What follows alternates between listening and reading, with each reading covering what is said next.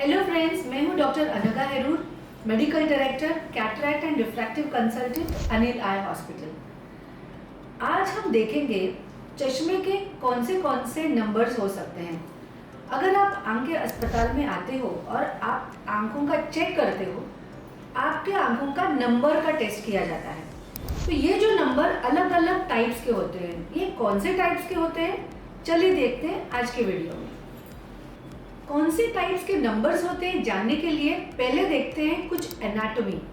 ये आंख का मॉडल है, ये आगे का भाग है और ये पीछे का भाग है। जब बाहर से कोई ऑब्जेक्ट हम फोकस करते हैं, वो ऑब्जेक्ट उस रेज ऑफ लाइट कॉर्निया से लेके लेंस से लेके रेटिना पे बराबर फोकस होते हैं, तब हमारी इमेज क्लियर और क्रिस्प दिखती है। जब ये रेज ऑफ लाइट रेटिना पे ना गिर के उसके आगे या उसके पीछे फोकस होते हैं, तो हमारी इमेज जो है वो ब्लर्ड हो जाती है और ये डिफाइन करता है कि आपका नंबर कैसा है।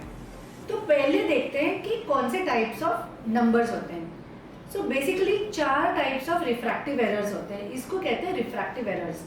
पहले है मायोपिया, दूसरा है हाइपरोपिया, तीसरा है एस्टिग्मेटिज्म और चौथा है प्रेसबायोपिया। तो चलिए देखते हैं हर एक में क्या डिफरेंसेस हैं। मायोपिया सबसे जो पहला है वो सबसे कॉमन रिफ्रैक्टिव एरर है, सबसे कॉमन नंबर है। मायोपिया में क्या होता है, ये जो कॉर्निया है आंख का आगे का भाग, ये आइदर ज़्यादा स्टीप होता है या फिर जो आंख की लंबाई है वो ज़्यादा होती है। उसकी वजह से जो बाहर का ऑब्जेक्ट है उसके रेज ऑफ लाइट रेटिना के आगे, मतलब यहाँ पे फोकस होते हैं, रेटिना पे परफेक्टली फोकस नहीं होते हैं। उसकी वजह से आपकी लंबी की जो विजन है वो धुंधली हो जाती है।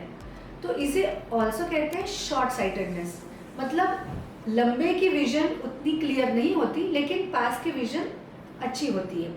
तो ये करेक्ट कैसे होता है, इसे हम माइनस नंबर देते हैं, मतलब जैसे -1, -3, ये जो नंबर्स है वो माइनस में होते हैं। This is the commonest number. जब आदमी माइनस नंबर का चश्मा पहनता है तो वो rays of light perfectly retina पे फोकस होके आपकी इमेज पूरी क्लियर हो जाती है। इसके लिए बाकी भी ऑप्शंस हैं, जैसे कॉन्टैक्ट लेंसेज हैं, या फिर हम लोग आजकल जो लेसिक सर्जरी करते हैं उससे ये माइनस नंबर ईजिली निकल जाता है। पहले एक प्री लेसिक वर्कअप होता है और फिर ये जो नंबर है वो लेसिक सर्जरी से, लेजर से पूरी निकल जा सकती है, लेकिन उसके लिए you have to be 18 years complete. Myopia also, उसके कारण क्या है, अभी बहुत ज़्यादा अगर नियर वर्क है या फिर बच्चों को जैसे हाइट बढ़ती है, एज बढ़ती है, स्पेशली कोविड के वक्त हमने देखा है कि because of excessive exposure to digital devices myopia का प्रमाण बहुत ज़्यादा बढ़ गया है and this is almost an epidemic. Myopia आजकल बहुत ज़्यादा बढ़ गया है, तो सभी स्कूल के बच्चे और कॉलेज के बच्चों को ये ज़रूरी है कि वो उनके आंखों का टेस्टिंग वंस इन 6 मंथ्स या एटलीस्ट वंस ए ईयर करना चाहिए, ताकि उनके चश्मे का नंबर हम चेक कर सकें। Now going to the next, that is hyperopia. Hyperopia में मायोपिया से बराबर उल्टा होता है, मतलब ये जो कॉर्निया है वो फ्लैट होता है, नॉट स्टीप, और ये जो कॉर्निया का एक्सियल लेंथ जो है, आंख की लंबाई है, वो नॉर्मल से छोटी होती है। इसलिए क्या होता है कि इधर का जो ऑब्जेक्ट है उसका रेज ऑफ लाइट रेटिना पे ना गिर के रेटिना के पीछे फोकस होता है और इसलिए इमेज ब्लर्ड होता है। इसे ऑल्सो कहते हैं फार साइटेडनेस, मतलब लंबे की विजन थोड़ी बहुत अच्छी होती है लेकिन नज़दीकी अच्छी नहीं होती है। तो ये करेक्ट करने के लिए हमें प्लस नंबर के ग्लासेस यूज़ करने पड़ते हैं।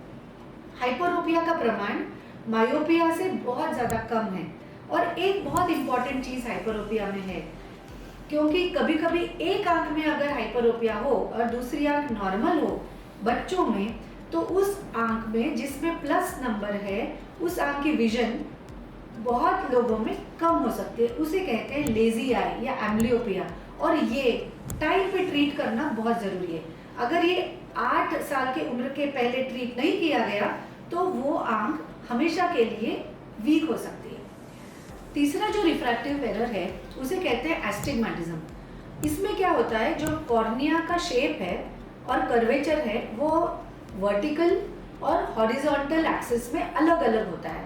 इसीलिए इसमें जो प्रॉब्लम है वो जो बाहर का ऑब्जेक्ट है उसके rays of light irregularly retina के आगे या पीछे फोकस होते हैं।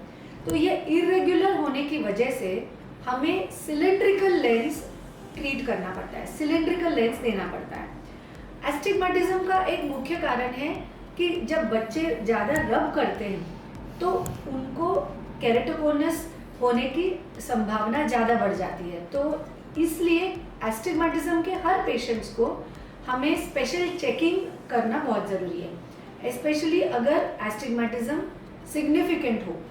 तो कॉर्नियल टोपोग्राफी और पेंटाकैम नाम के कुछ टेस्ट होते हैं जो हम ऐसे एस्टिग्मेटिज्म के पेशेंट्स को सजेस्ट करते हैं, जिससे ये एस्टिग्मेटिज्म कितना इरेगुलर है या कितना एबनॉर्मल है ये हम डिटेक्ट कर सके, और अगर केरेटोकोनस नाम का प्रॉब्लम हो तो हम उसे टाइम पे ट्रीट कर सकें। चौथा जो रिफ्रैक्टिव एरर है उसे कहते हैं प्रेसबायोपिया। ये 40 साल के उम्र में होता है, मतलब अराउंड 35 के बाद सब लोगों को नज़दीक के लिए दिखना धुंधला हो जाता है। लंबे की विजन आपकी अच्छी होती है, लेकिन नज़दीक का जो विजन है वो धीरे धीरे कम हो जाता है। उसका कारण है कि आंख का जो लेंस है उसके जो लिगामेंट्स है वो वीक हो जाते हैं, तो इसलिए हमें नज़दीक के लिए प्लस नंबर लगने लगता है। सो फ्रेंड्स, आज हमने देखा कि आपके चश्मे का नंबर कौन से टाइप का होता है, लेकिन याद रखिए हर 6 महीने में या एटलीस्ट वंस अ ईयर आपको आंखों का टेस्ट करना बहुत ज़रूरी है, स्पेशली बच्चों में, ताकि आपका नंबर परफेक्टली डिटेक्ट हो सके और आप बराबर का चश्मा पहन सकें। Thank you for watching.